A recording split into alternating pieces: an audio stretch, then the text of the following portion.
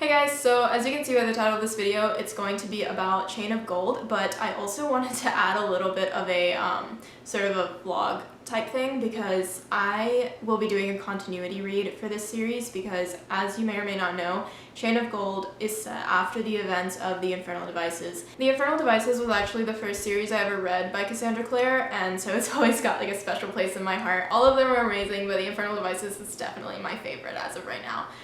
And it has been for a really long time. I've been reading them since like 10 years old. So today I'm going to be starting with Clockwork Angel, which is the first book in the Infernal Devices trilogy. This is actually one of the first books I ever bought or owned, so it's like extra special to me. Not only is it just one of my favorite books, I just love the way it's written and all of the characters and everything about it, but it's also just like sentimental value at this point. But I guess 10-year-old me decided it would be a good idea to put a temporary tattoo on my book. So I don't know if you can see it from there, but there's like a glittery strawberry on this book that I've since tried to remove, but I don't know how I got that idea in my head, and it wasn't just once that I made this mistake. I put tattoos on like 3 of my books and I'm not sure why I did it, but yeah, this is my first copy of Clockwork Angel, and I will be reading it today, and I will check in with you guys after I finish, because you know I'm gonna stay up all night reading this book, and I'm gonna be a wreck after I read it, because I always go into the Infernal Devices thinking that I'm gonna be prepared for it, and I never am, and if you've read the series, you know why,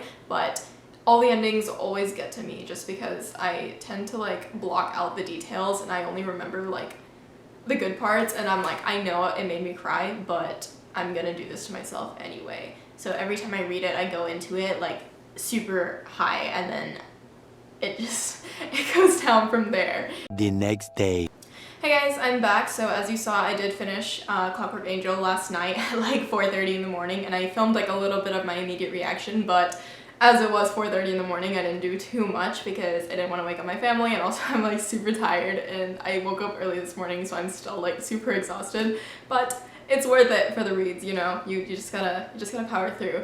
But yeah, so I finished this book. It's really good. It was so great to like get a refresher on all of the little things that I had forgotten about or like was remembering as they were happening. As I said last night, there are like certain parts of the book where there's like a plot twist that would happen, and like right before it would happen, I'd be like, oh my god, that's what that was, or like that's who that character was.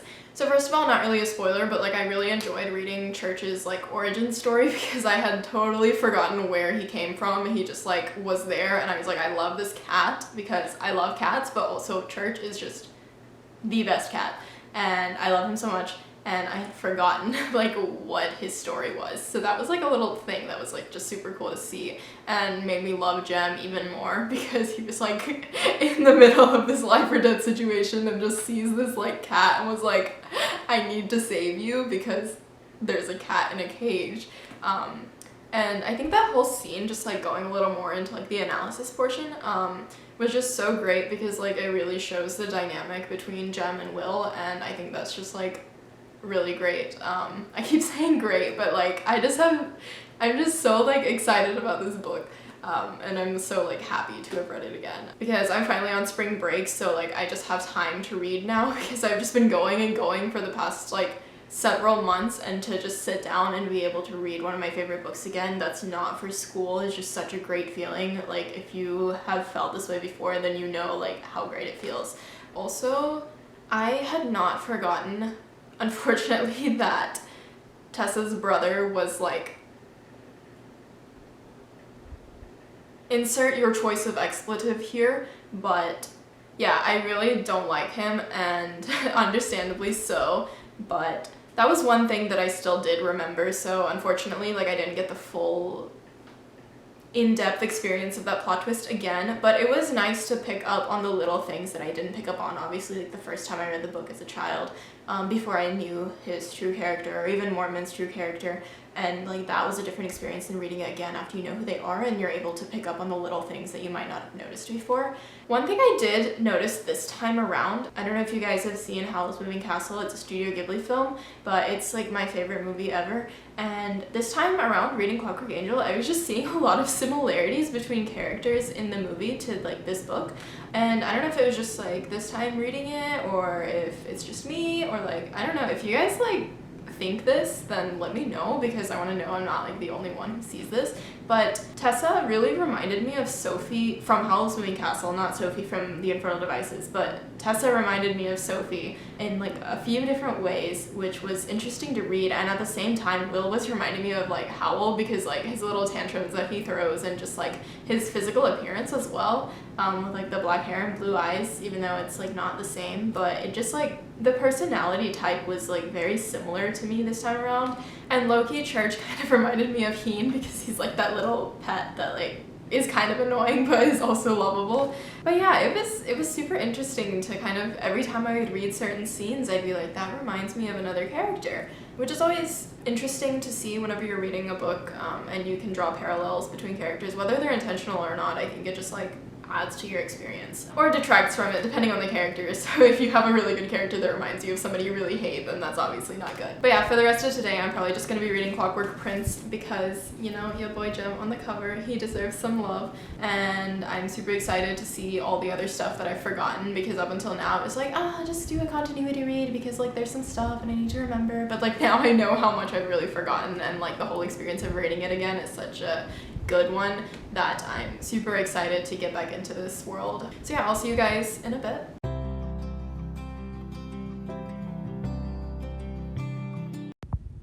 Before you ask, yes, I am on Snapchat using a filter because I've been reading all day and I look like a hot mess, but that's okay because we're talking about books today, so it doesn't matter.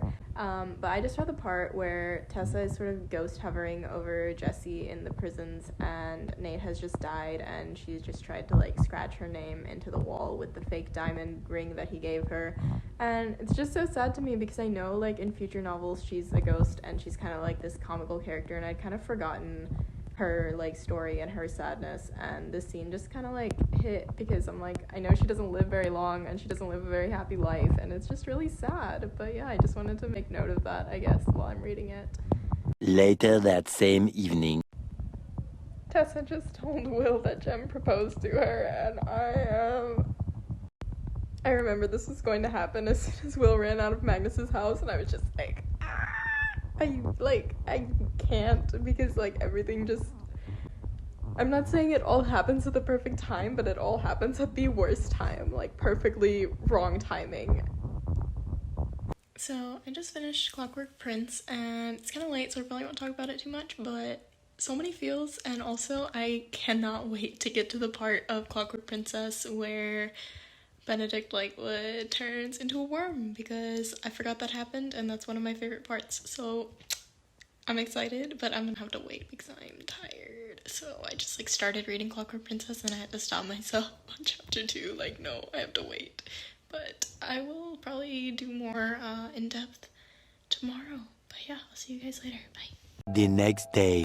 Hey guys, so as you know, I finished Clockwork Prince last night, and I wanted to talk about it a little bit more because it was so good and I couldn't fit everything in it last night because I was really tired, but there were a few things that I did want to touch on a little bit more. So first of all, I really enjoyed rereading that, and there was like so much in there that I just didn't remember, and I love it so much more now. And then there were also a few things that I did remember, and I think it kind of changed the way I experienced it this time around. Like, I know the first time I read it, Will's like backstory felt really tragic to me, and it made me cry, and it just made me really sad. But this time around, I think I felt a lot more for Jem's backstory than I did the first time, and I didn't really notice Jem's backstory as much. Like, I probably read it and then I just didn't like, his backstory is not mentioned nearly as much as a plot point in my opinion as Will's is. Like, Will's backstory is like constant throughout, like he's constantly pushing people away, and that's all because of this curse that he thinks he's under. Whereas Jem's backstory is like, okay, he was in this institute, his parents got murdered, he got tortured, he's addicted, and like, yes, he's addicted to this drug now that he needs to live, but it's not, like, the circumstances of his addiction are not mentioned nearly as much. And I think that that's just something that I kind of missed the first time around, and this time it kind of like, I was like reading it and I was like, wait, like his story is really sad, and he's still managed to like be this perfect, like kind soul to everybody, even Will, even though Will is like a huge asshole to like everybody, he's still so loving and so kind, and just like, I love Jem so much more now. And I feel like reading it the first time when you don't know that Tessa gets to end up with both of them, which is just why don't all authors do this? It was more of me trying to decide who I shipped her more with, like Will or Jem, and I was kind of like, you know, doing that love triangle thing. But now that I know that I don't have to choose between them, I'm kind of appreciating each love story as its own thing rather than being like, oh, well, I think she would be better with him, or I think she would be better with him, because in reality, she is good with both of them, and they both deserve her, and I'm so glad that Cassie wrote it the way she did, because it just, like, it makes me so happy. But yeah, that was just something I wanted to talk about. And in addition, I didn't really pick up on a lot of the arc with Nate and Aunt Harriet being his mom, and like that whole big reveal was like a lot more meaningful to me this time. At least from like what I can remember. I don't remember being as shook about that the first time around. But then this time I was like, I was just thinking about it a lot more from her perspective. Like, imagine living your whole life with your son under your roof and knowing that he doesn't know that you're his mother, like, and then him ending up killing her. Like, I don't know that she was aware that he was the one who killed her because Tessa wasn't aware, but like, that's just so ouch. Like, and that was like a big reveal, I guess. It was like a big thing for me this time around. And then also I did touch on this last night, but just Jessamine's story hit a lot more this time too. Like the first time around I was like, okay, you know, Jessamine's backstory, sad, whatever. But like this time it was like, okay, like she really has a lot that she was struggling with that other people didn't really or couldn't really understand, because like the way that she was portraying herself and the things she was doing, they all stemmed from this like regret and hatred and like wish for things to go back to the way they were, and they're never gonna go back to the way they were. The things that she's longing for, like she knows deep down that they're never gonna come back no matter what she does, and she's like kind of like, okay, well if I get this one thing, if I marry and somebody who's not a shadow hunter, then everything will go back to normal, everything will be perfect, like that's the life I want to live. But then also because she knows deep down that like she's already lost out on that life, it kind of makes her bitter, and like that's just my thought process, I guess. And that whole thing just kind of like made me kind of sad. I was like, I didn't even realize this, but like there's just so much with her character that I didn't realize before. And I feel like now that's going to give me a new perspective whenever I read other books that she is a part of, even as a ghost. Like now that I remember this kind of and have seen it in this light, it'll probably mean more when I see her in future books. And also I just love Magnus so much more. I don't know if I mentioned this last night, but like the whole arc of him helping out Will for no reason other than like he cares for Will is just so, it makes me feel so warm and fuzzy, because like I already loved Magnus as a character. I love seeing him in all the other books, and he's like one of my favorite characters, but just like him in this story was just so, it was so much more than just like comic relief. Like his character is so deep, I guess, for lack of a better term, and I just really love like his role in this story. But yeah, I've already started rereading Clockwork Princess. I started it last night immediately after, and then I had to stop myself, but I'm almost at my favorite part, so I'll probably film a reaction like of my favorite part where Benedict turns into a worm, because that is like goals. It's not goals, I don't want to be a worm, but whenever you turn your villain into a worm, like that is peak getting rid of your villain. Also, I totally forgot that the family tree is on the back of the Clockwork Princess cover, and when I took it off, I saw it and immediately started looking at it, and I hope I didn't accidentally spoil anything for myself for Chain of Gold, because I know some of the characters are on there, and I looked at like who they're married to and their death dates and everything, and I was like, oh shoot, I probably shouldn't have looked at that, but I mean, I guess it's fine. Now I can read it peacefully knowing that people I ship end up together, but at the same time, like, I probably am not supposed to know that the first time reading it, so I guess that's kind of a spoiler, so maybe if you have this, don't take a look at it before you read Chain of Gold. 8 hours later. The scene where Will finds out that Jem's been taking more of the drug. I like high-key blocked that out of my memory. I can't even.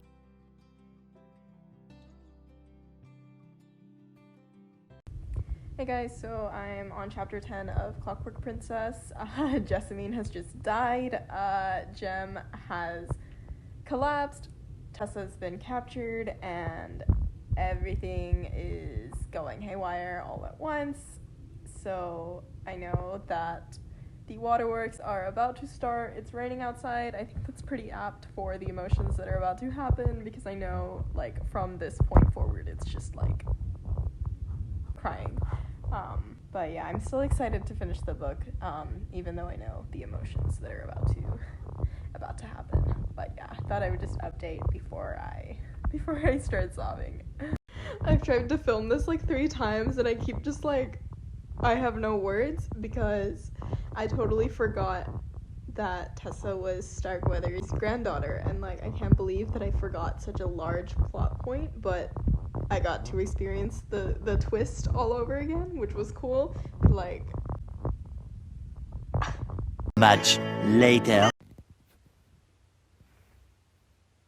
so I just read the scene where Tessa finds out that Jem has died and Will has come to save her and instead gets trapped with her, and then immediately afterwards she basically sleeps with Will. And I remember the first time I read this, I was like, wow, Tessa waited all of 5 hours to just get over my beat Jem. Like, how could she? But I think this time, like, I definitely see where she was coming from. Like, they were both thinking that they were gonna die the next day, and both of them loved each other, and she did love like both Will and Jem, and this time like I wasn't trying to pick one over the other. I guess I was like, okay, like she gets both of them, so I can take this as just like a shipping moment between her and Will and just enjoy it for what it is, and like let that make me feel better about the whole Jem situation, because like you go from feeling super sad to just like, oh wow, what are they doing, you know?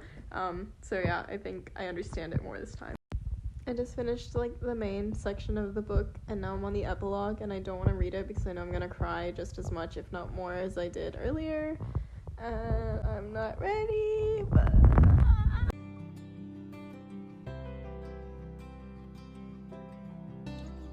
hey guys, so it's currently past midnight. I've just finished Clockwork Princess as part of my continuity read. I am a wreck, as I expected to be, but that's fine because I think I love this series even more every time I read it. So I guess I'm getting something out of it other than just a broken heart every time I read it. We're fine. Everything's fine. No, but really for like immediate reactions, this is such a beautifully written book series. I don't even know. Just like the whole thing is just a work of art, and I love the characters so much, and I love the storyline so much, and just everything about it is just ouch, but also like, so yeah, going straight from the last chapter of like Will and Tessa and happy married life to Tessa at Will's deathbed in the epilogue was just like, but I'm excited to read Chain of Gold because even though it doesn't follow Will and Tessa as like the main characters, I know like hopefully they'll still be in it in some capacity, so we get to see like a little bit more of that before the ending of Clockwork Princess, which is good. Maybe I'll feel a little better after that, but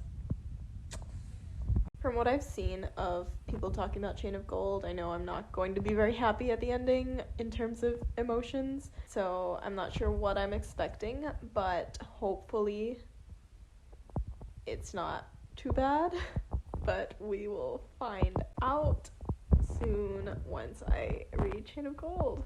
But yeah, thank you for sticking around this long if you've managed to make it to this point in the video. I'm super excited to finally start Chain of Gold soon in a couple days, and I will film a similar to this like reading vlog type thing, and then also obviously a more in-depth review after I'm finished reading it. So stick around for that, and if you enjoyed this, I don't even know what to call it, like tears-ridden me crying for 5 days vlog thing, let me know, and if there's any other books, just like comment, like, subscribe if you want to see me cry more, I guess, for Chain of Gold, because I know I'm going to. But yeah, thank you for watching. I hope you guys enjoy. Bye.